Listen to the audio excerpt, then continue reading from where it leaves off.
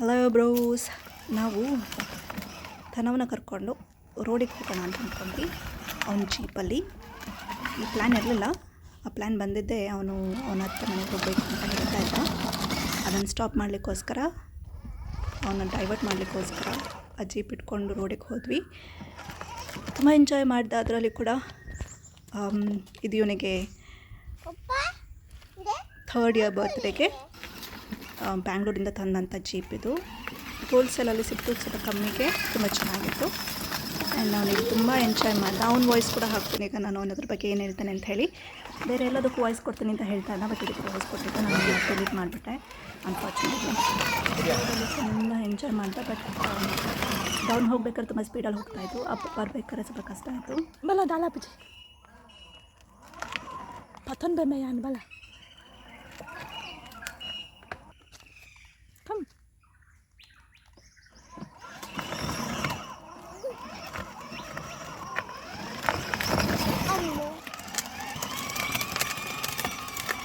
Tertamalpu.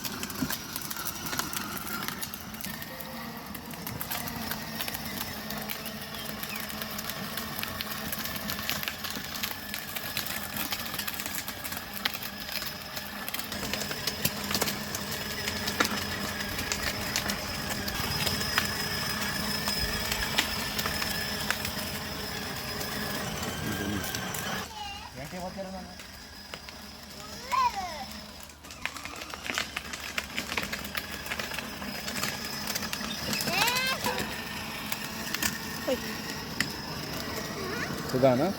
Watch this video till the end. The way he parked, that surprised me.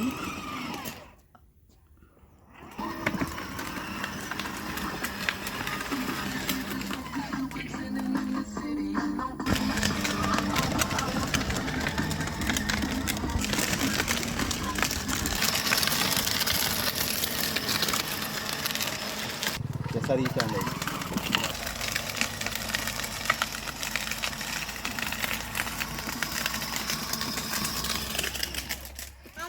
ಈ ರೋಡಲ್ಲಿ ತುಂಬ ಚೆನ್ನಾಗಿ ಆಗ್ತಾಯಿತ್ತು. ಫುಲ್ಲು ಟ್ರೀಸ್, ಅದು ಹೆಚ್ಚು ನಾನು ಕೂಡ ತಿನ್ಸುತ್ತೆ. ಬನ್ನಿ ಹೋಗಿ ಫ್ರೀಯಾಗಿ. ಆ್ಯಂಡ್ ಇದು ಮೇನ್ ರೋಡ್ ಆಯಿತು. ಮೇನ್ ರೋಡ್ ಅಂದರೆ ಹೈವೇ. ಡೌನಲ್ಲಿ ಎಷ್ಟು ಈಸಿಯಾಗಿ ಬಂದ ಅಪ್ಪ ಹೋಗಬೇಕಾಗಲಿಲ್ಲ. ಸ್ವಲ್ಪ ಅದಕ್ಕೆ ಹೆಲ್ಪ್ ಮಾಡಿದ್ರು ಅವನಿಗೆ ಮೂವ್ ತಗೊಂಡು ಹೋಗಲಿಕ್ಕೆ. Wait till the end. I wanted you to see this, which surprised me.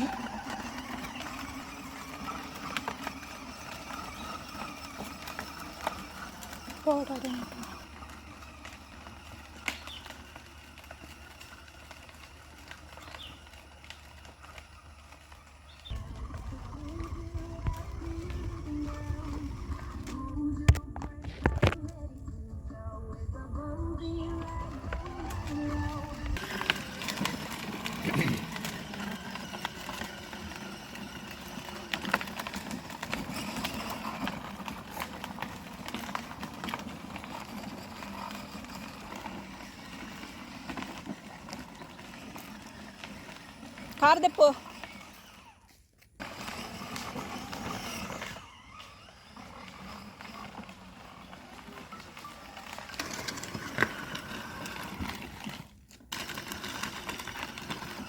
ನಾನೆಲ್ಲಿ car park ಮಾಡಿದ್ನೋ ಅಲ್ಲೇ ಕಾರ್ ಪಾರ್ಕ್ ಮಾಡಬೇಕು, ಅವ್ನ ಜೀಪ್ ಪಾರ್ಕ್ ಮಾಡಬೇಕು ಅಂತ ಹೋದ.